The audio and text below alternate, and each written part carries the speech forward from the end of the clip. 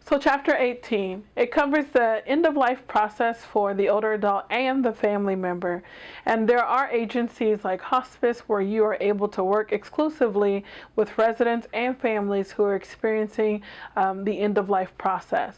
The part of Chapter 18 that I want to pull out for you would be the 5 stages of grieving.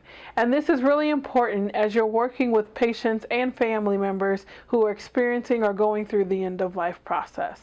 Stage 1 is denial. Denial is where the resident or even the family have not really come to terms with their terminal diagnoses, and they may still be in a stage of denial where they haven't really accepted what's happening or what's occurring. Stage 2 is anger. At this point, you may see that the resident becomes a little unreasonable, or that they may make demands that are a little bit more aggressive than maybe they have in the past. And so as the CNA, you just want to comply when possible. If you need additional supports, reach out to your charge nurse or your director of nursing. But be sensitive during this time, because it is a natural part of the grieving process to experience anger at some point. Stage 3 is bargaining. Bargaining is where the resident may begin to bargain with the higher power or whomever they feel has control over their life to try to buy themselves more time.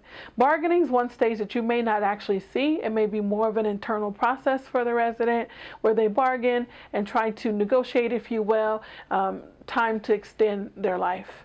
And then depression, this is when you may see the crying and the tears and the withdrawal and the loss of appetite.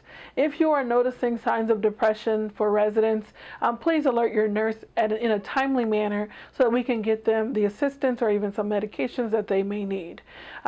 Depression is actually a real problem in the long-term care environment that a lot of older adults experience, and so it's something that we as CNAs need to be mindful of and be looking for, because you may have the best opportunity to identify depression when it starts to occur. After denial, anger, bargaining, when we realize that the bargaining doesn't really work, we begin to go into this depression. The last stage of the grieving process is acceptance. And this is probably the best time to start having conversations about end-of-life plans, about maybe using hospice and those types of things.